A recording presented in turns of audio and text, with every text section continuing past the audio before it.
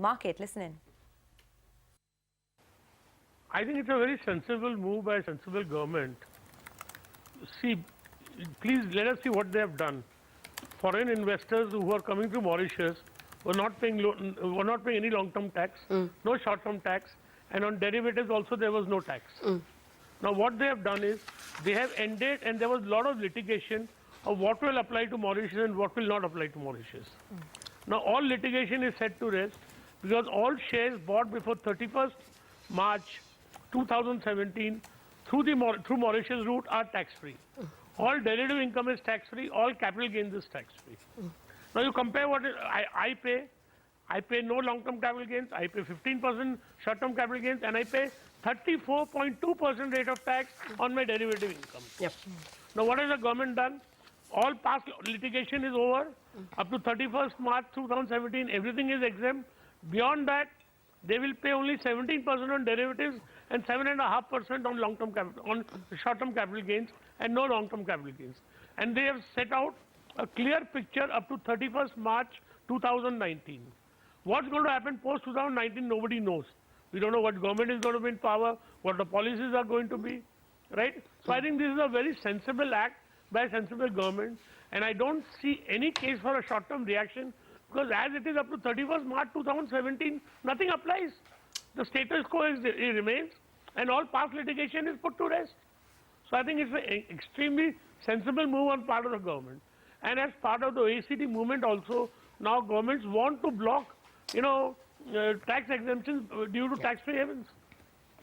Maybe government. So I think it's extremely sensible, well thought of, and very well in the sense there is no case for immediate reaction. And I think what they have done is, if the FIs don't want to invest in India, it's their choice. But you have to pay 7.5% tax and 7.5% on the derivatives also. They will have to pay still 7.5% on derivatives. I think is very reasonable.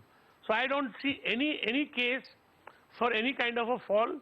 And 31st March 2017, nothing applies. After that, you have to pay 7.5% on your derivative income and 7.5% on your short-term capital gains. I think it's very reasonable, very sensible. Litigation is ended. There is no case for immediate reaction. And also, a lot of the FIs, 70% of the FIs are paying tax in their own countries. So I think this kind of blackmail, where if you change anything in the tax laws will hit the market, I think it's not going to prevail. It's not going to stay. But Rakesh, that said, there is the fact that $33 billion or more than 25% of the money comes through participatory notes. And that product dies, according to experts, because that can survive. No, it doesn't. No, I don't agree. Okay. No, it doesn't. I don't agree. It does not. The product does not die, because the reason why the participatory notes is not only because of the tax benefit. The problem of the participatory notes is that there are people who cannot get registered with SEBI. Or suppose I'm a large investor investing 5 billion, and I want to invest 50 million in India. So I don't want to go through the whole process of having a SEBI registration.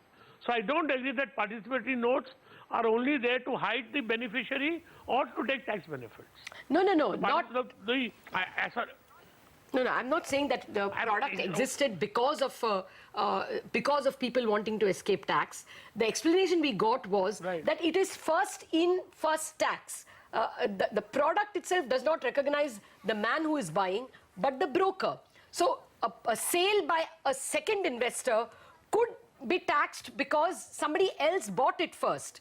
I mean, the point is that product can survive only in a non-tax regime. But sir, I don't know who your tax experts are. The change in the law has been made for sale of shares of a resident Indian company. Remember, the company which issues the P-notes is not in India. It's not a resident company. The company which is issuing this law applies to sale of shares of a company resident in India. Now, the P-note is issued not by a company which is resident in India, but a company which is resident abroad. So this law does not apply to them at all. So this is all hogwash, that the P-notes will be taxed 2 times. Okay, so that was, of course, Rakesh Jhunjhunwala. He is, of course, bullish on the market and does not believe that this is going to create any kind of problems.